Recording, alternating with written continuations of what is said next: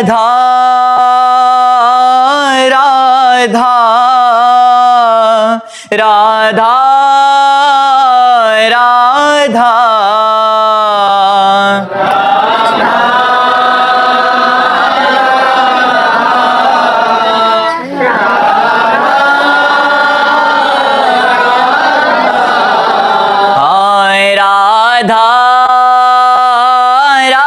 राधा राधा राधा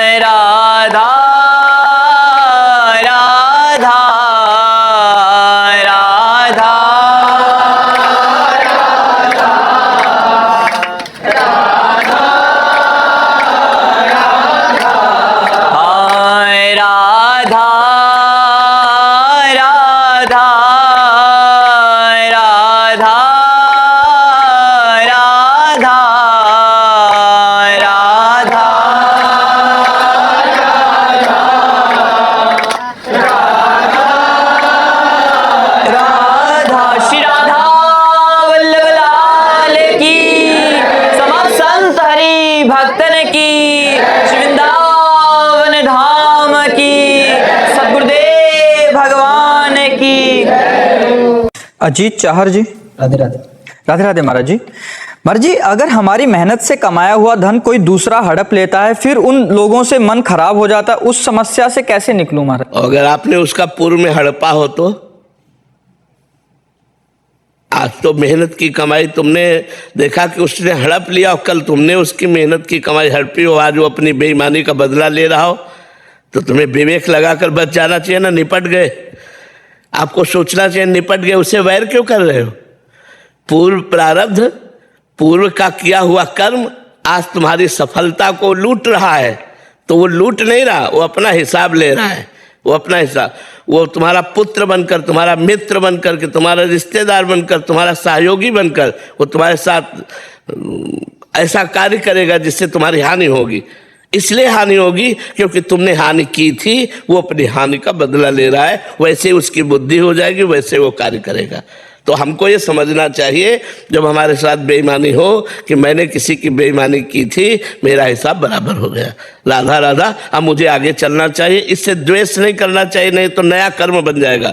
अगर उससे द्वेष की, नफरत की, लड़ाई की तो नया कर्म बन गया और आपको भोगना पड़ेगा। इसलिए मुझे नया कर्म नहीं करना। राधे श्याम, तुम्हारा हिस्सा जितना था तुम ले गए, अब ठीक है। अगर हमारा है तो उसे कोई नहीं ले जाएगा।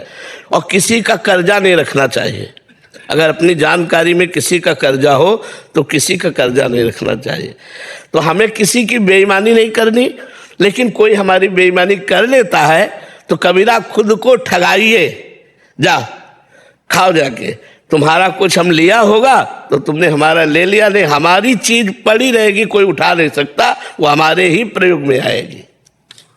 अभिषेक पांडे जी, गाजियाबाद। श्री राधे राधे महाराज जी। महाराज जी, हमारी आध्यात्मिक परंपरा में कहा गया है कि गुरु शिष्य का चयन स्वयं करते हैं, पर यदि गुरु को प्राप्त करने की ऐसा नहीं है, मन में पैदा हो, केवल ऐसा ही नहीं है, एक पक्ष नहीं है, दोनों पक्ष है। कभी कभी संस्कारी पूर्व जन्म के भजन किए हुए शिष्य को गुरु पकड़ते हैं, और कभी कभी शिष्य को गुरु की खोज करनी पड़ती है।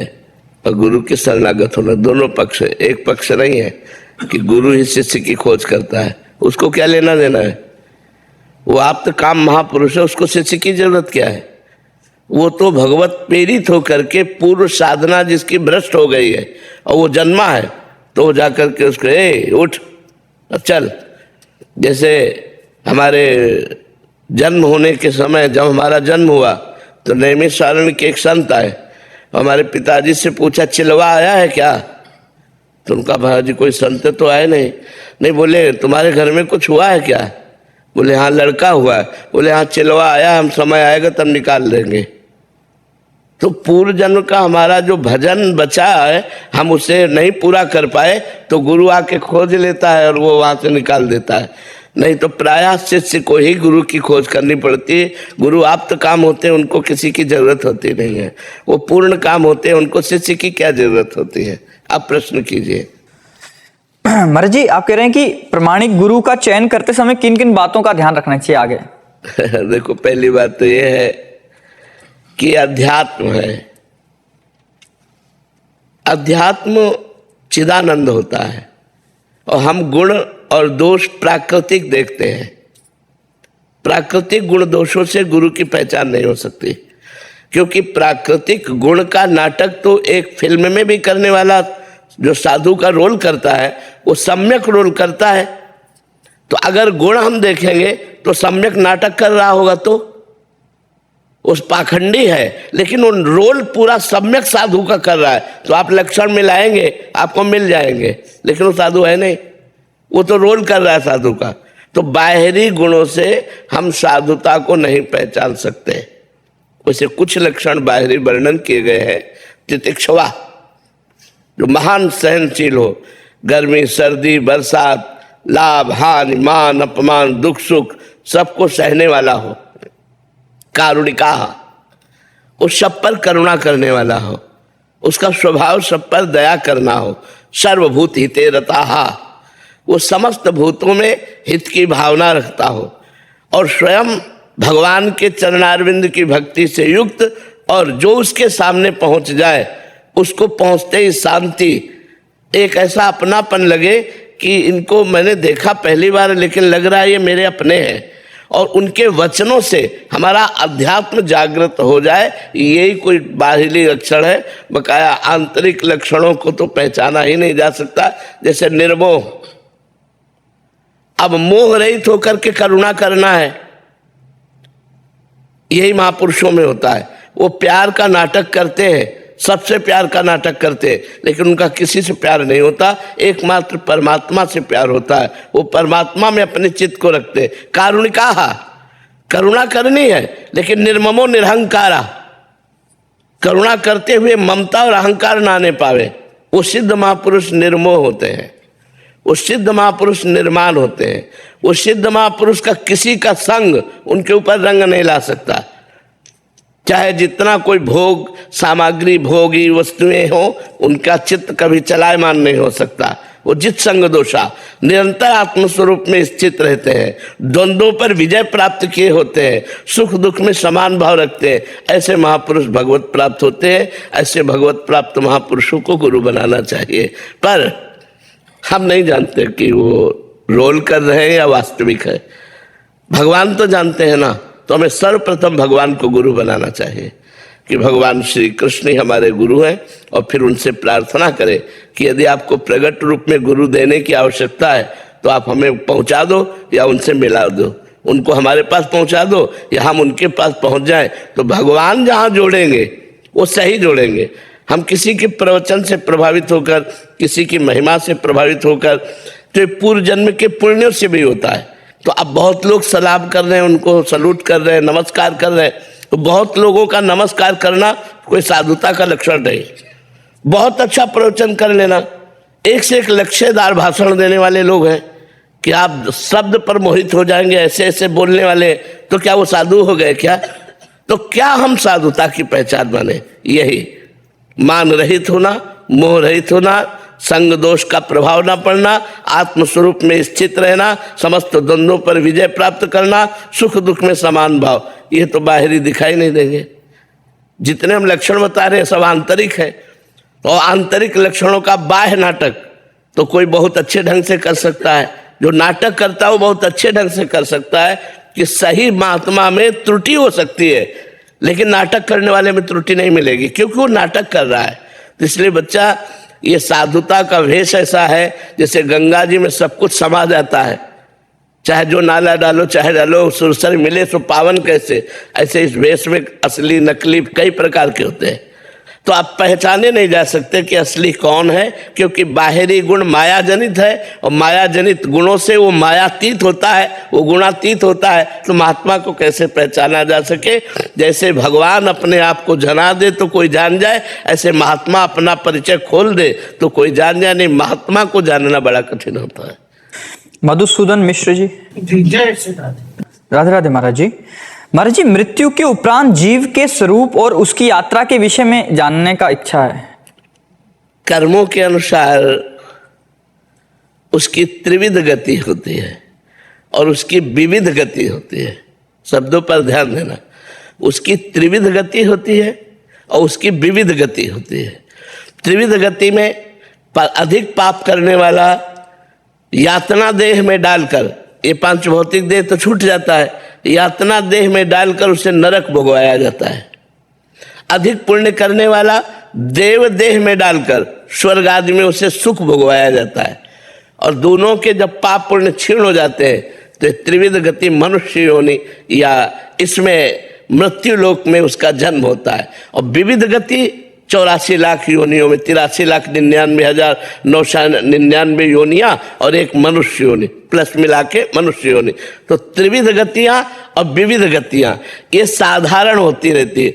असाधारण वो है जो भगवान का भजन करके तीनों गुणों को परास्त करके काम क्रोध लोभ मोह मत को जीत कर वो भगवान के धाम को जाता है। राम उपासक हुआ तो साकेतपुरी को जाता है, शिव उपासक हुआ तो कैलाशपुरी को जाता है, कृष्ण उपासक हुआ तो गोलोक धाम को जाता है, प्रिया प्रीतम को उपासक हुआ तो वृंदावन धाम को प्राप्त होता है। ये उसके जीव की गतियां होती है। अब कौन से कर्म के अनुसार वो सुअर कुत्ता बनता है, ये अलग अलग विभाग उसके, वो ये न्यायाधीश यमराज के पास है वो लिस्ट, वो हमारे पास नहीं है जी।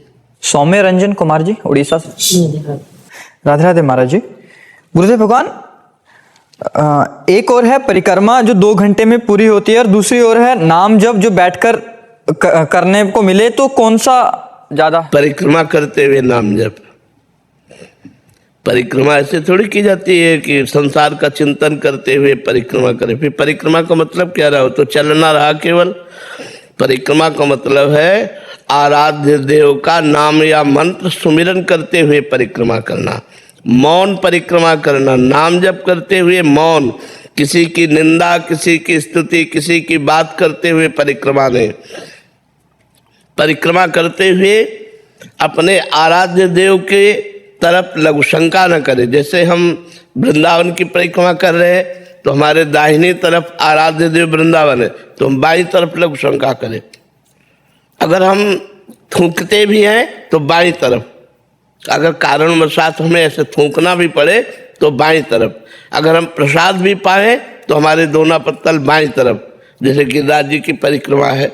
तो अगर ऐसे परिक्रमा करें तो बहुत लाभ मिलता है। आराध्य देव की प्रदक्षिणा से सर्व पाप नष्ट हो जाते हैं। इसलिए हमें चाहिए कि हम नाम जप करते हुए परिक्रमा करें, सर्वश्रेष्ठ है। अगर आप नहीं चल पाते हैं तो बैठकर नाम जप कीजिए, कोई बात नहीं, तो परिक्रमा जरूर देनी चाहिए। अनुराधा शर्मा जी, बेंगलोर से। श्री हरिवंश महाराज जी। महाराज जी, अपने प्यारे को पाने की लालसा और उन्हें पाने की इच्छा से भक्ति करना कर्म है या अकर्म? सर्व धर्मों के ऊपर कर्मों के ऊपर विराजमान भागवत धर्म है और भागवत धर्म के ऊपर विराजमान प्रेम धर्म है। ये प्रेम धर्म है, ये न कर्म है न धर्म है। ये कर्म और धर्म दोनों से बड़ा भागवत धर्म, तो भागवत धर्म से भी बड़ा प्रेम धर्म। भगवत धर्मों जीत के निज प्रेमा ठहरंत।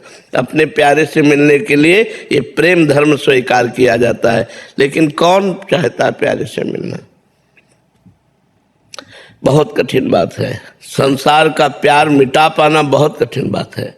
संसार का प्यार हटा पाना बहुत कठिन बात है।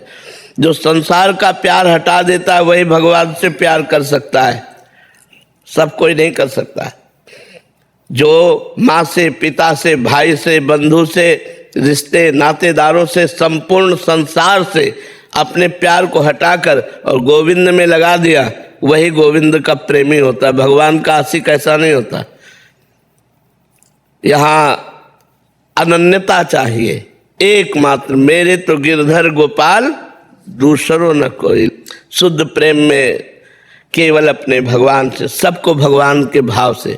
मान लो गृहस्थी भी है तो अपने माता पिता भाई बंधु परिवार में सबको भगवान देखकर पूजा कर रहा है तो और प्यार बढ़ा। लेकिन ममता नहीं है, वो भगवत भाव से है और अपने भगवान के ही भाव में निरंतर जो निमग्न रहता है, फिर उसके अंदर एक व्याकुलता पैदा होती है कि इतने दिन हो गए आज तक मैंने भगवान को देखा नहीं, दरस बिन दुखन लागे नैन, जब से तुम बिछुड़े पे प्यारे कब न पायो चैन। अब वो व्याकुलता उसकी विरह बन जाती है और विरह में फिर रोता है, तड़पता है, भगवान को पुकारता है। तब भगवान उसकी विराग्नि को शांत करने के लिए उसके मानस पटल पर दर्शन देते हैं, हृदय में उसको दर्शन देते हैं। फिर भी तसल्ली नहीं होती, फिर रोता रहता है, तब भगवान प्रगट दर्शन देते हैं। अगर उतने में तसल्ली हो गई तो फिर उतना ही अनुभव होगा। अगर उससे भी व्याकुलता बढ़ती रही तो जैसे हम आपको देख रहे हैं ऐसे भगवान देखने को मिलते हैं। भगवान है, भगवान कोई आश्चर्यमयी ऐसी बात नहीं है कि नहीं है। कोई कण ऐसा नहीं जहाँ भगवान ना हो। बस आश्चर्य यही कि माया का पर्दा कर लगा करके है। अगर पर्दा हटा दे तो केवल भगवान ही, दूसरा कोई है ही नहीं। किशन जी उज्जैन से, श्री हरिवंश महाराज जी, मैं जजमान के लिए जप कर्म कांड इत्यादि करता हूं। अगर मैं आपके द्वारा निर्दिष्ट नित्य पाठ और नाम जप करता हूं तब भी मुझे संध्या करना आवश्यक है? अगर आप दीक्षित हैं तो नहीं, अगर दीक्षित नहीं है तो हाँ। क्योंकि दीक्षा जब हम निकुंज की ले लेते हैं तो जिस समय संध्या होती है उस समय हमारी संध्या आरती होती है ठाकुर की, उस समय संध्या बंदन होता है। जिस समय मंगला प्रभात होती है उस समय मंगला आरती होती है ठाकुर जी की, मंगला प्रभात उनका उत्थापन होता है। हमारे पास समय नहीं है, संध्या करने का समय नहीं। और संध्या जिनकी होती है उन्हीं की तो हम आराधना कर रहे हैं, तो फिर हमारे यहाँ उसका लोप हो जाता है। लेकिन जब तक दीक्षा न ले तब तक संध्या करता रहे, तब तक उसे न त्रिकाल संध्या तो 2 काल की संध्या तो करनी चाहिए, प्रातः और सायं 2 काल की संध्या करनी चाहिए। के बाद भी मैं जो कार्य कर रहा हूँ करता रहूंगा तो उससे कर्म कांड। हाँ, कर्म कांड बिल्कुल ब्राह्मण का वही कर्तव्य है। अध्ययन करना, अध्ययन कराना, दान लेना, दान देना, यज्ञ करना, यज्ञ कराना, ये सत्कर्म ब्राह्मण के हैं। लेकिन जितना अनुष्ठान ने उसको जजमान जानता हो या न जानता हो अपने को पूरा करना चाहिए, नहीं दोष लगता है। मान लो आपने रुद्राष्टाध्याय के पाठ का अनुष्ठान लिया, अब वो तो जानता नहीं कितने रुद्राष्टाध्याय कितनी देर में होती है। आप आधा घंटा में निपटा दिए और जजमान से पूरा पैसा लिए, वो आपके लिए अपराध बन गया और वो आपको दुख देगा। जजमान जाने या न जाने, जो अनुष्ठान ले उसे पूरा करे फिर दक्षिणा ले तो वो ठीक रहता है। पहले के ब्रह्म ऋषि, आजकल लोग जैसे नहीं कहे अरे निपटाओ जल्दी निपटाओ, ऐसा जल्दी निपटाओ तो हम तुम्हारा काम नहीं करेंगे। हम करेंगे तो अनुष्ठान पूरा करेंगे, आपको करवाना है तो करवाए, नहीं तो ना करवाए। जल्दी है कोई खिलवाड़ थोड़ी, शास्त्रीय विधान। और इसीलिए आजकल कोई शास्त्रीय विधान मानता कहाँ है। अब कहाँ girlfriend boyfriend live in relation, इसमें शास्त्रीय विधान कहाँ काम करेगा। शास्त्रीय विधान तो पवित्र जीवन में काम करता है, अपवित्र जीवन में कौन मानता है। बुला भी लिया तो एक निमित्त मात्र है, दक्षिणा दे दिया चले गए वो भी। अब साखोच्चार सहित पूरा ब्याह विधि से पूरी रात लगता था, पंडित जन पूरी रात वेद मंत्र उच्चारण करके तब लड़का लड़की का ब्याह पूरा होता था। आजकल कहाँ ना